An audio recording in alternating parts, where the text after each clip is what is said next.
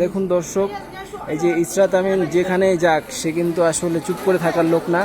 আপনি দেখেন এখানে আসছে, চীনে আসছে, এখানে এসে কি তার মাছ ধরা লাগে? কিন্তু সে না, সে আসছে এখানে মাছ ধরবে। দেখেন এই যে বিশাল বড় মাছ ধরে ফেলাইছে। আপনি দেখেন আর ধরে কি হাসি, কি খুশি।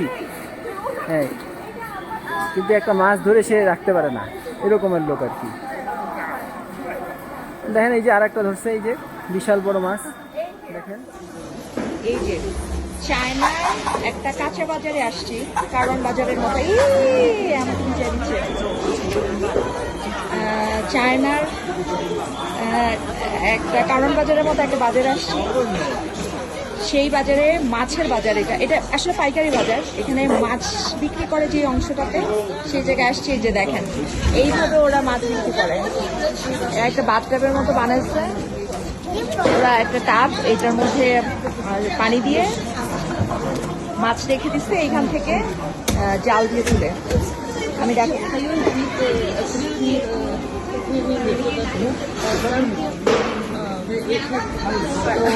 ওই যে আমরা দূরে দেখতে পাচ্ছেন, দেখা ওইখানে আরো অনেক এরকম ছোট ছোট অ্যাকোয়ারিয়ামের মতো। এই অ্যাকোয়ারিয়ামগুলোতে মাছ হচ্ছে।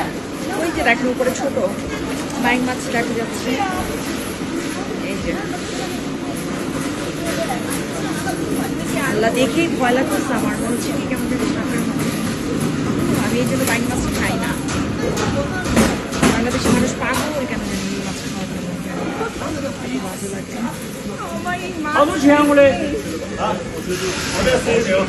এই দেখছো নিচে আসছে।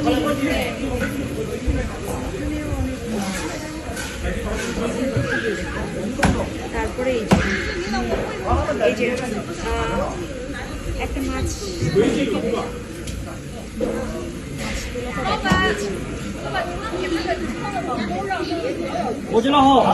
এটা হচ্ছে কাঁচা বাজার।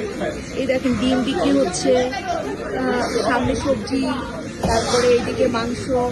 এখানে গরু মাংস পাওয়া যায় খুব ভালো, যেটা ইয়াক বলে ওরা। এই যে আমি me? Okay, just